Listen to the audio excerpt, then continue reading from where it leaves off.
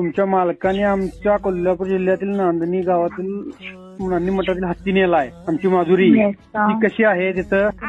त्या अंबानीनं आई आमचं माधुरी हत्ती घेऊन गेलाय नांदणीतनं, म्हणून का नाही त्याच्या लावायला का नाही आम्ही जीव बंद केला. आम्हाला नको ना त्याचा जीव आहे. हो, वेगळ्या पद्धतीनं काहीतरी हे षडयंत्र चाललंय असं मला वाटायला लागलं. ही तर सुरुवात आहे फक्त हत्तीच्या माध्यमात. पेटानं HPC अर्ज केला, त्या अर्जातच सांगितलं की हा हत्ती गुजरातला हलला पाहिजे. म्हणजे तिथून शंकेला सुरुवात होते मुळात पहिला.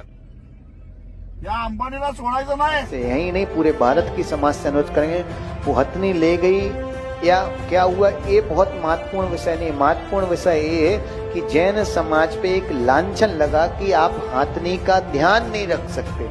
आपको लगता है जो पूरे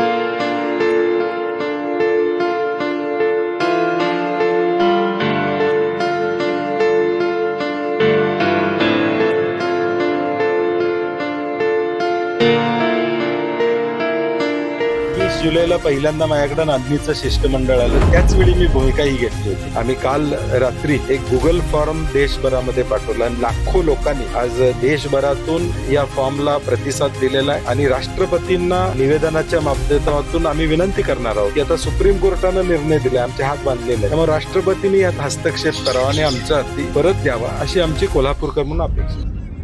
जोपर्यंत आपला हत्ती परत मिळत नाही तोपर्यंत याला सोडायचं नाही. तो मैं समाज के हर व्यक्ति का आप अपनी सामर्थ्य के अनुसार उसका विरोध प्रदर्शन करो, क्योंकि वो हथनी वापस आना चाहिए. वो मटकी हथनी है, अपने धर्म में रहती थी, 35 साल से वहां थी, इसलिए नहीं, केवल इसलिए कि उसमें जो लांछन लगा कि जैन लोग उस हथनी का ध्यान